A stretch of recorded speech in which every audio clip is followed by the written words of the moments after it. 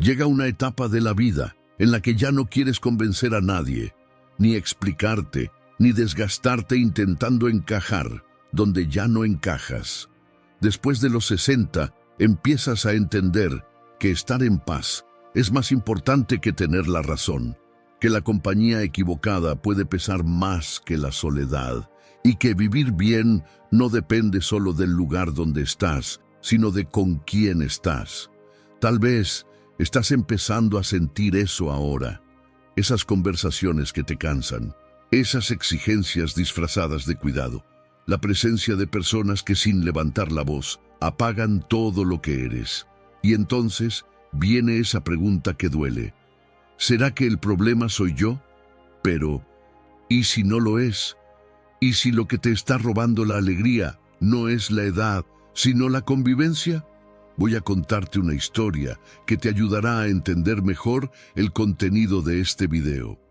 Una mañana cualquiera, mientras caminaba por un sendero de la ciudad, Gabriel, un hombre de 61 años, recién jubilado, se sentó al borde de un mirador para descansar. Lo que iba a ser un momento de pausa se convirtió en desahogo. Un señor que pasaba por ahí notó su mirada cargada y se acercó. Se llamaba Ernesto y en su rostro llevaba la calma de quien ha aprendido a vivir con ligereza. Gabriel no ocultó lo que sentía. Dijo que esperaba más de esta nueva etapa, que creía que con menos trabajo y más tiempo iba a encontrar paz, pero la verdad es que se sentía más agotado que nunca, no por las tareas, sino por las personas. Parece que todo el mundo quiere algo de mí, y nadie me pregunta cómo estoy. Ernesto solo asintió con la cabeza, esperó a que llegara el silencio, y luego dijo algo que Gabriel nunca había escuchado. El secreto de la paz no está en tener menos cosas que hacer, está en tener menos personas que te exigen todo el tiempo, y más personas que te dejan ser. Esa conversación cambió el rumbo del día, y tal vez pueda cambiar algo en ti también. Hoy quiero hablar contigo sobre 7 tipos de personas con las que ya no deberías seguir conviviendo después de los 60. No por egoísmo, no por orgullo, sino por protección. Porque esa paz que tanto buscas tal vez no esté en el futuro. Tal vez solo está esperando a que hagas espacio. 1. Personas mentirosas. La mentira desgasta más que la verdad más dura. Porque mientras la verdad te hiere y pasa, la mentira te atrapa en un juego confuso donde nunca sabes en qué estás parado. Vivir con alguien que miente, ya sea por costumbre, por conveniencia o para protegerse, es vivir bajo una tensión constante. Empiezas a dudar no solo de esa persona, sino también de ti mismo. Las personas mentirosas desordenan tu confianza. Hoy cuentan una versión, mañana otra. Dicen que hicieron, pero no hicieron. Prometen, pero no cumplen. Y lo peor, si les reclamas, intentan voltear la historia como si el problema fuera tuyo, como si tú estuvieras exagerando. Y poco a poco te sientes agotado. No por lo que pasó, sino por el esfuerzo de intentar entender qué es real. Después de los 60, la mentira se vuelve aún más insoportable, porque en esta etapa lo único que uno quiere es una convivencia honesta, relaciones limpias, conversaciones sin trampas escondidas. Y si vives con alguien que constantemente oculta, omite o distorsiona, esa relación te va drenando. Empiezas a andar con cautela, a desconfiar, a vivir cansado por intentar predecir el próximo malentendido. Roberto lo sintió en carne propia. A los 73 años, alquiló una habitación de su casa a un conocido que necesitaba ayuda. Al principio, era solo por 3 meses, pero los meses se volvieron un año y las promesas de pago, de cambio, de colaboración, nunca se cumplían. Cada semana había una nueva excusa y cada mentira venía con una sonrisa tranquila, como si todo estuviera bien. Fue solo después de varias noches sin dormir que Roberto entendió. Más que un inquilino, Había dejado entrar en su casa una fuente constante de desequilibrio. Tuvo que tomar una decisión difícil, pedirle que se fuera, pero al hacerlo sintió un alivio profundo y entendió algo esencial. No se trata de dinero, espacio o ayuda, se trata de confianza. Cuando vives con alguien que miente, caminas sobre vidrios invisibles. Y por más que intentes avanzar con cuidado, tarde o temprano, te terminas cortando. La filosofía estoica nos recuerda que la paz interior depende de la coherencia entre lo que se dice y lo que se hace. Vivir con personas que no tienen esa coherencia es renunciar a tu propia serenidad. Y tú no necesitas eso. Ya has pasado por demasiadas cosas como para ahora aceptar vivir en un ambiente donde la verdad es frágil y la confianza está remendada. La vida después de los 60 exige claridad. Mereces convivir con personas que te hablen mirándote a los ojos, con quienes no tengas que estar probando, vigilando, investigando. Si alguien te miente repetidamente, ya sea sobre cosas pequeñas o grandes, eso es una señal de alerta. Y a veces, la mayor muestra de amor propio es terminar una convivencia que insiste en confundirte. Segundo tipo. Personas que apagan tus sueños, recordándote tu edad. Algunas personas no alzan la voz, pero derriban tus sueños con frases sutiles.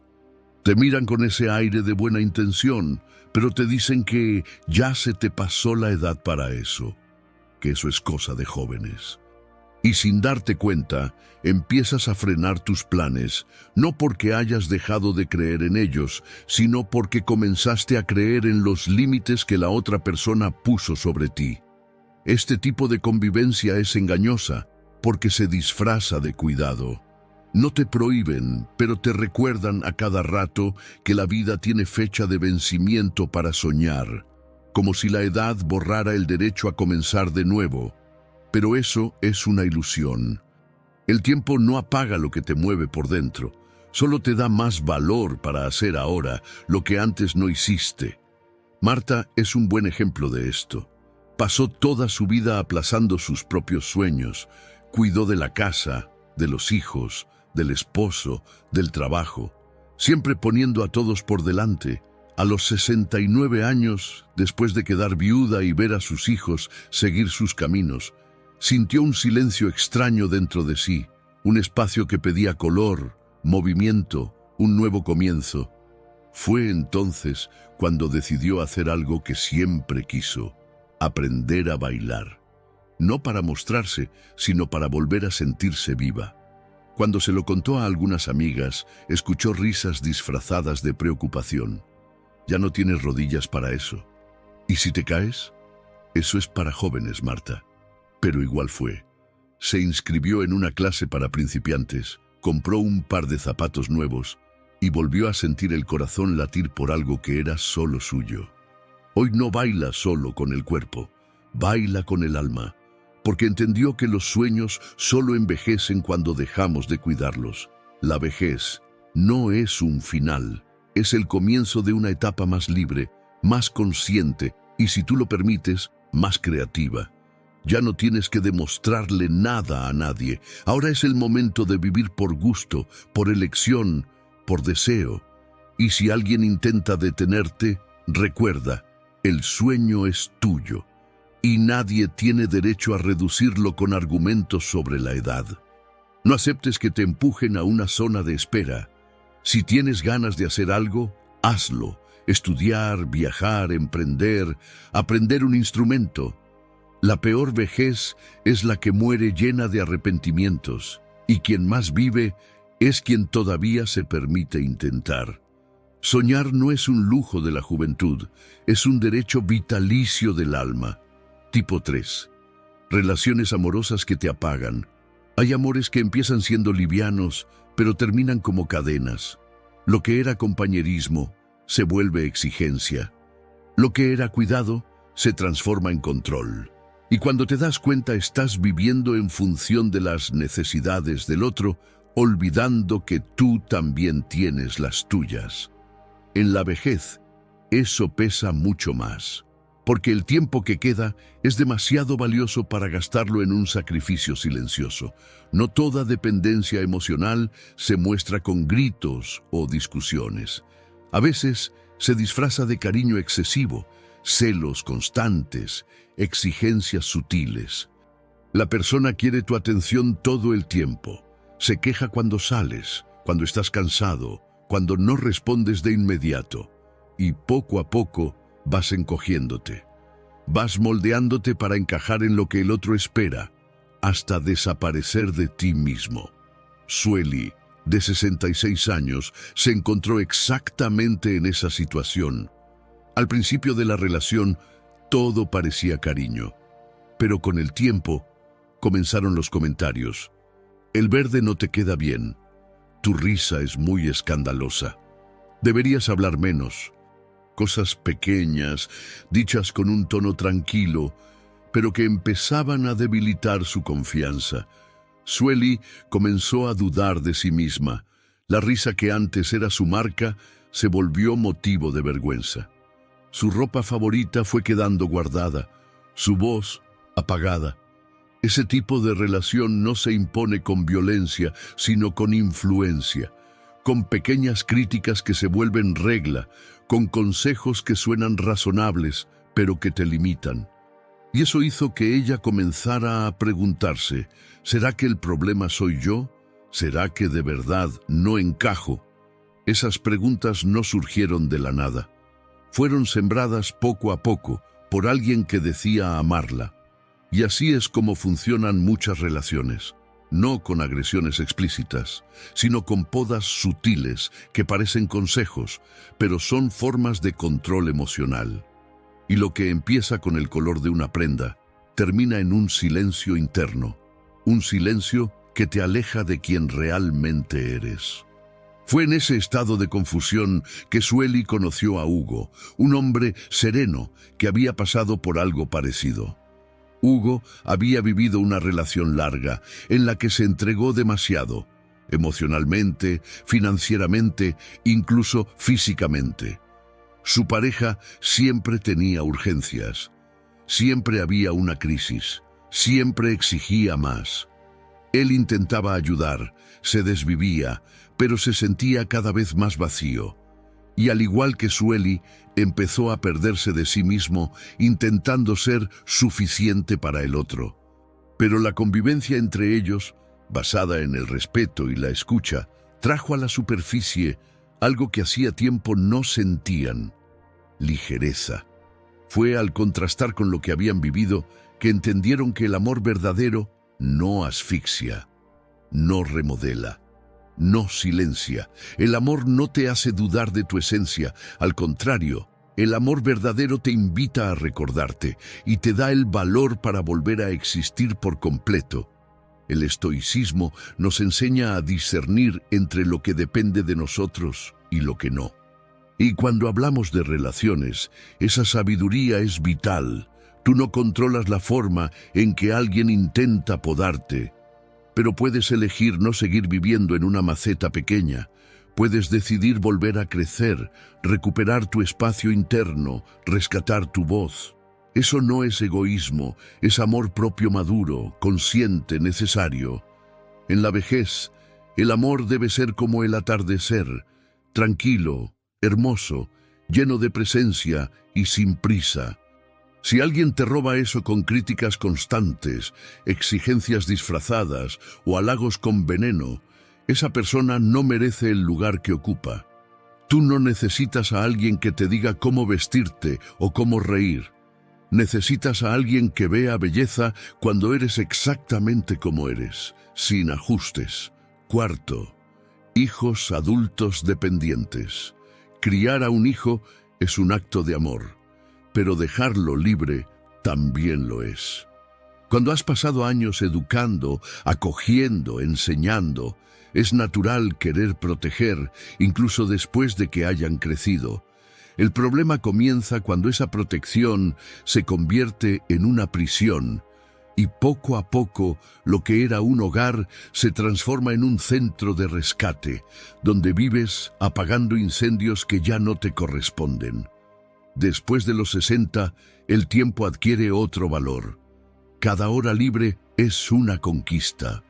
Pero hay quienes atraviesan esta etapa rodeados de hijos adultos que todavía se comportan como adolescentes, emocionalmente frágiles, financieramente dependientes o incapaces de tomar decisiones. Y lo peor es que muchos padres aceptan eso no por obligación, sino por miedo a parecer egoístas si eligen pensar en sí mismos. Eso fue lo que le pasó a Eloísa. A los 67 años, viuda y recién jubilada, soñaba con hacer pequeños viajes, retomar la escritura, tener su espacio en silencio. Pero sus dos hijos, mayores de 30, aún vivían con ella. Uno pasaba de un trabajo a otro. El otro, con problemas emocionales, exigía atención constante. Todo recaía sobre ella: cuentas, apoyo, soluciones. Al principio, pensó que era solo una etapa, pero los meses se convirtieron en años. Sus ahorros desaparecían, sus planes siempre se posponían. Y lo peor, empezó a sentirse culpable por desear algo para sí misma, como si cuidar de su propia vida fuera una traición, como si poner límites fuera una falta de amor. Pero allí estaba la lección más difícil. A veces, amar a un hijo es precisamente dejar que camine con sus propias piernas. Un día, agotada, Eloísa hizo algo nuevo. Dijo no. Fue la primera vez que puso un límite claro. Dijo que los ayudaría, pero que necesitaba su propio espacio, que quería volver a vivir, no sobrevivir como un apoyo emocional y financiero todo el tiempo. Fue difícil, porque sus hijos se resistieron bastante. Pero, con el tiempo, encontraron sus caminos, y ella se reencontró consigo misma. La dependencia emocional entre padres e hijos adultos es más común de lo que se cree, y muchas veces se disfraza de amor, de complicidad, de estamos juntos en todo. Pero hay una línea que no debe cruzarse, la que transforma el cuidado en asfixia. Cuando el bienestar del otro depende de tu constante renuncia, algo está fuera de equilibrio. El estoicismo nos recuerda que cada quien es responsable de su propia vida. Marco Aurelio decía que tienes poder sobre tu mente, no sobre los eventos externos, y tus hijos, por más que los ames, son eventos externos. Tú los formaste, los guiaste, pero ahora necesitas permitir que vivan con las consecuencias y las lecciones de sus propias decisiones. La libertad que debería traer la vejez puede ser asfixiada por una culpa que no es justa. No estás abandonando, estás mostrando el camino. Y el amor verdadero no se mide por la presencia constante, sino por la fuerza que se deja al partir. Al liberar a tus hijos de su dependencia, también te liberas tú, y enseñas que amar es crecer, no asumir la vida del otro. Quinto tipo: personas que solo ven negatividad. Pocas cosas desgastan tanto como convivir a diario con alguien que se queja de todo. Te despiertas y ya comienzas el día escuchando sobre el clima, el gobierno, el vecino, el pasado. Nada está bien, nada sirve, nada vale la pena.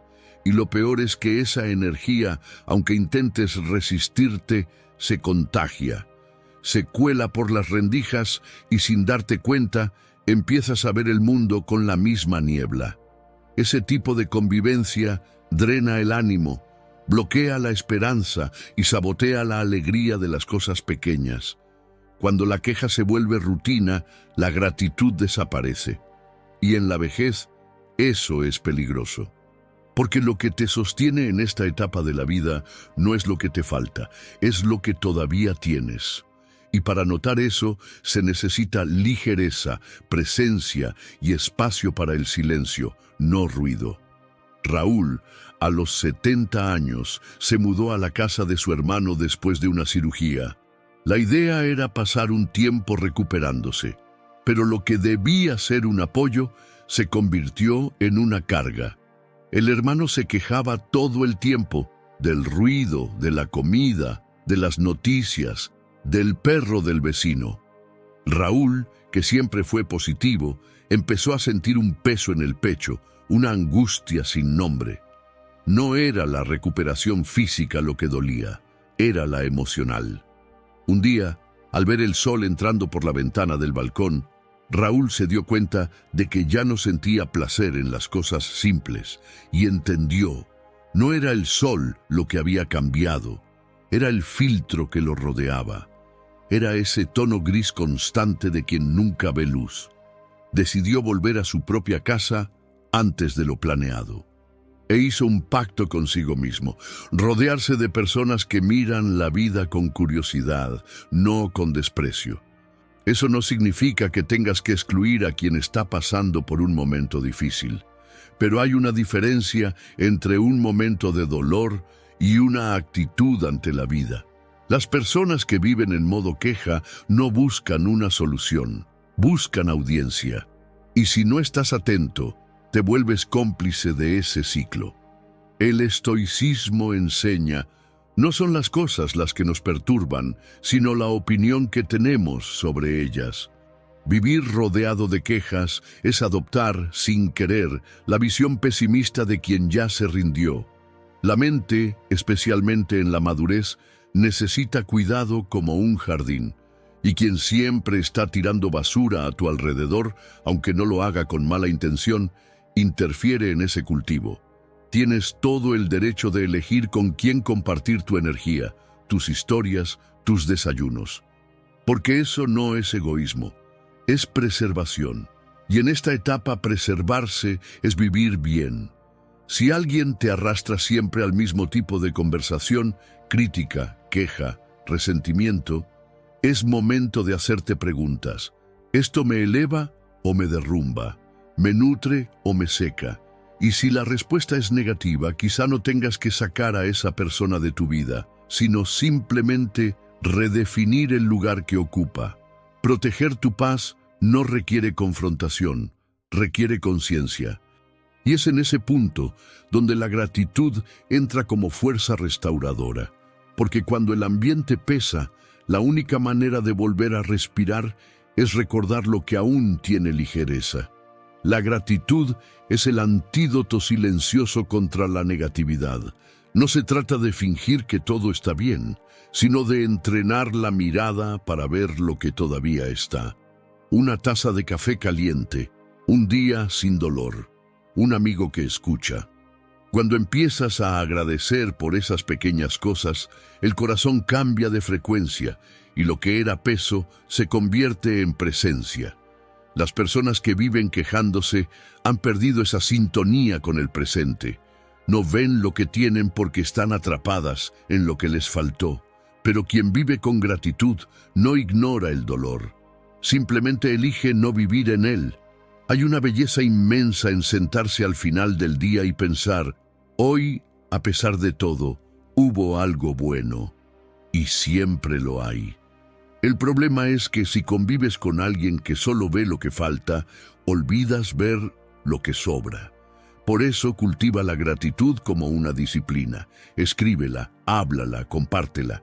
La gratitud es un músculo y cuando lo ejercitas, te sostiene, incluso en los días más difíciles. 6. Vampiros emocionales. Sientes que estás cansado todo el tiempo, pero no sabes exactamente por qué. Parece que tu energía desaparece sin explicación. Y cuando te detienes a pensar, te das cuenta de que ese cansancio siempre aparece después de hablar con alguien en particular. Alguien que vive en crisis, que exige atención constante, que convierte cualquier espacio en el escenario de otro problema más. Personas así no conviven, absorben, y con el tiempo dejas de vivir. Solo sobrevives. Esos vampiros emocionales no son necesariamente personas malas. Muchas veces, incluso son queridas, pero aprendieron a enfrentar la vida usando a los demás como muleta. Te buscan para desahogarse, para llorar, para descargar sus dolores. Y si no pones límites, terminas cargando con un peso que no es tuyo. Y lo peor, entre más das, más te exigen. hasta el día en que te das cuenta de que estás agotado, irritable, sin fuerzas, ni siquiera para ti mismo. Estas relaciones funcionan como una cadena silenciosa. Empiezas ayudando con buena intención, pero terminas sintiéndote culpable por cualquier pausa. Si no contestas, estás perdido. Si dices que no puedes, eres egoísta. Poco a poco te ponen en un papel que nunca elegiste. Un lugar donde tu presencia es obligatoria, tu ausencia es castigada y tu libertad se convierte en amenaza. Todo eso disfrazado de afecto, de amistad, incluso de amor. Dora vivió exactamente eso. A los 74 años compartía casa con una amiga de toda la vida. Pero esa amiga siempre estaba mal. A veces era el pasado, otras el futuro, después la salud, el hijo, el clima. Dora, que disfrutaba de días tranquilos, empezó a vivir en estado de alerta. Dormía mal, perdió el apetito, empezó a guardar silencio. Fue al médico pensando que era depresión. El diagnóstico fue otro, desgaste emocional por convivencia tóxica. Quedó en shock.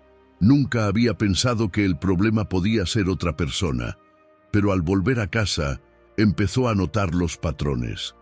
Todo giraba en torno a su amiga. Cada hora, una urgencia. Cada conversación, una queja. Dora entendió que no lograría cambiar a su amiga, pero podía cambiarse a sí misma, y decidió, con cariño, poner un límite. Le explicó que necesitaba espacio, que quería vivir con más ligereza, y salió de ahí con una sensación que no recordaba hace mucho: alivio. Lo más difícil no fue irse, fue reconstruir su propia fuerza. Porque cuando pasas mucho tiempo sirviendo de apoyo para los demás, olvidas cómo es apoyarte a ti mismo. Aparece la duda: ¿seré una mala persona por querer distancia? ¿Estaré abandonando a alguien? Pero con el tiempo, Dora entendió que no. No estaba abandonando a nadie, estaba rescatándose. Y el rescate más importante en la vida es el que nos devuelve a nosotros mismos. Reconstruir tu fuerza interior no empieza con grandes decisiones, empieza con pequeños gestos. Cuando te levantas y eliges no contestar esa llamada que sabes que te va a desestabilizar. Cuando vuelves a escuchar tu propia voz después de días oyendo solo la de los demás. Cuando decides salir a caminar, aunque sea solo para recordar que el mundo sigue existiendo más allá de esa carga emocional. Esa reconstrucción se fortalece cuando te rodeas de lo que te hace bien. Un libro que te inspira, un recuerdo que te calma, un espacio donde nadie te exige nada. No es huir, es reconectarte. Y entre más cuidas tu energía, menos toleras lo que la desgasta. La mente que se fortalece deja de buscar refugio en quien solo ofrece caos y empieza a valorar lo que trae paz. Lo más bonito es que, con el tiempo, tu presencia cambia. Tu voz gana firmeza, tu rutina vuelve a tener color, y sin decir una sola palabra, empiezas a inspirar a los demás con el ejemplo de alguien que se respeta. Porque cuando aprendes a protegerte, no te aíslas, vuelves completo. Y esa integridad es el mayor regalo que alguien puede ofrecer a sí mismo y a quien quiera caminar a su lado con ligereza, no con peso. Séptimo tipo: cuidadores que controlan tu vida. Cuidar es un acto noble, pero cuando ese cuidado sobrepasa los límites de la libertad, se convierte en control. Y lo que comienza con buenas intenciones puede, sin darse cuenta, ahogar la autonomía de quien solo quería ser respetado. En la vejez, es común que hijos, nietos o familiares quieran ayudar. Pero en nombre de esa ayuda, muchas veces quitan la voz, la opción y el derecho de decidir a alguien que aún tiene plena capacidad de llevar su propia vida. Empiezas a escuchar frases como: déjame, yo me encargo. No te preocupes por eso ahora. Ya no necesitas involucrarte con esas cosas. Y de repente empiezan a tomar decisiones por ti, sin ti. Desde lo que comes hasta lo que vistes. desde dónde vivir, hasta con quién salir. Poco a poco, te empiezan a tratar como alguien demasiado frágil, como si tu experiencia de vida ya no tuviera valor. El problema no está en la presencia del cuidador, sino en la ausencia de escucha, porque el verdadero cuidado no calla, incluye. Y aunque la otra persona diga que lo hace todo por amor, cuando ese amor impide tu libertad, ya no es cuidado, es dominio. La intención puede ser buena, pero el impacto es devastador. Dejas de confiar en tus decisiones, empiezas a dudar de tu propia autonomía. María lo sintió en carne propia. A los 78 años, todavía lúcida, activa e independiente, empezó a notar que sus hijas empezaron a decidir todo por ella. Cambiaron sus muebles sin preguntar, controlaron su alimentación, agendaron citas en su nombre, todo bajo el argumento de que era por su bien. Y aunque amaba a sus hijas, María empezó a sentirse pequeña dentro de su propia casa. Intentó hablar, pero le decían que estaba siendo ingrata, que ellas se estaban sacrificando, que ella no sabía lo que era mejor para sí misma. Y esa manipulación emocional la hizo quedarse en silencio. Solo cuando una amiga le dijo con firmeza, «No te están cuidando, te están manejando», fue que María despertó, y ahí comenzó un proceso de reconstrucción de su espacio, de su voz, de su vida. El estoicismo enseña que la libertad interior es el bien más valioso que tenemos, y en la vejez, ese valor necesita ser protegido con aún más coraje. Porque no importa la edad, vivir con dignidad es poder decidir por uno mismo. Aceptar apoyo es saludable. Ser tutelado sin necesidad no lo es. Y lo más difícil es darse cuenta de que, a veces, quien te quita la libertad es quien dice estar protegiéndote. Ser cuidado no significa ser callado. No significa renunciar a tus decisiones, a tus opiniones, a tus deseos. La verdadera ayuda es la que fortalece, no la que infantiliza. No necesitas ser grosero ni cortar lazos, pero sí necesitas ser firme. Dejar claro que agradeces la preocupación, pero que todavía sabes y quieres decidir cómo vivir tus días. Recuperar las riendas de tu propia vida es un acto de valentía. Tal vez tengas que decir que ya no quieres que alguien administre tu dinero, o que prefieres elegir qué comer, o que quieres volver a caminar solo hasta la panadería. Son gestos simples, pero que te devuelven algo inmenso: autonomía. Y sin autonomía no hay paz, solo una existencia contenida, apagada, incompleta. Como dijo Epicteto, ningún hombre es libre si no es dueño de sí mismo. Eso aplica a todas las edades, incluso ahora, porque la dignidad no tiene fecha de vencimiento. El respeto tampoco. Y el amor verdadero no se expresa controlando, sino permitiendo que el otro viva con libertad, incluso cuando eso signifique aceptar que piensa y actúa diferente a ti. Si alguien dice que te ama, pero no te escucha, eso no es amor, es apego. Y el apego no libera, asfixia. Por eso, si sientes que has perdido espacio dentro de tu propia vida, cuestiona, habla, reposiciónate, porque aún estás a tiempo de vivir con autonomía, con voz y con dirección propia. Este es tu momento. Y nadie tiene derecho a decidir por ti qué hacer con él. Recupera poco a poco tu autonomía. Empieza por retomar el control sobre las cosas pequeñas. Lo que quieres vestir, lo que deseas comer, a dónde prefieres ir. No importa si son decisiones simples, lo que importa es que sean tuyas. Cada elección recuperada es un paso de vuelta hacia ti, una señal silenciosa de que tu libertad todavía late ahí dentro. No necesitas alzar la voz ni golpear la mesa, pero necesitas recordar quién eres. La persona que ha llegado hasta aquí no llegó por casualidad. Fuiste tú quien construyó esta vida, quien superó dolores, quien cuidó de otros. Ahora es hora de cuidarte a ti, con cariño, con firmeza, con respeto por tu propia historia. Y si alguien insiste en decidir por ti, mírale a los ojos y di con serenidad: gracias por tu preocupación, pero todavía sé lo que quiero.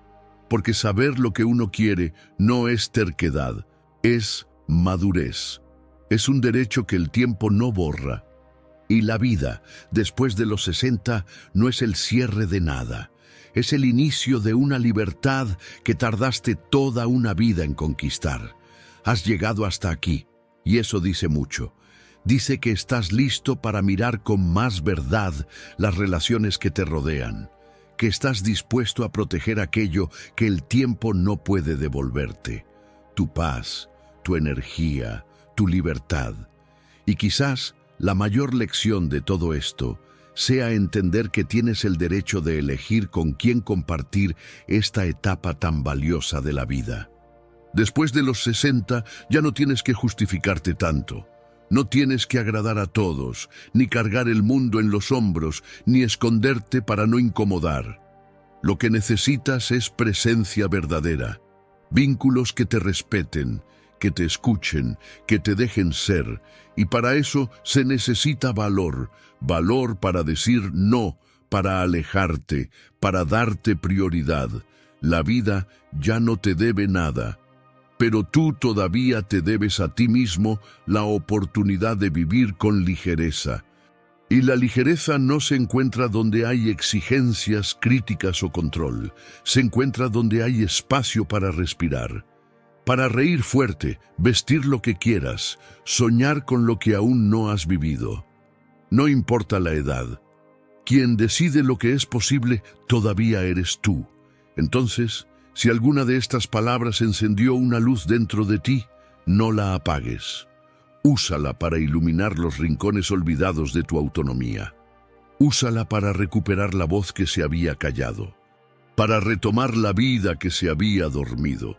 El tiempo que tienes ahora tal vez no sea el mismo de antes, pero es tiempo verdadero, y eso basta. Elige bien con quién caminar a tu lado, y si nadie quiere caminar contigo, camina igual, con pasos más lentos tal vez, pero con el alma entera. Porque la libertad no es lo que te dan, es lo que tú te permites vivir, y tú aún estás aquí, y eso, por sí solo, ya es razón suficiente para volver a empezar, a tu ritmo, a tu manera. Gracias por acompañarme en estos momentos de reflexión, y si aún no estás suscrito, suscríbete, deja tu like y cuéntame tu historia, será un placer responderte.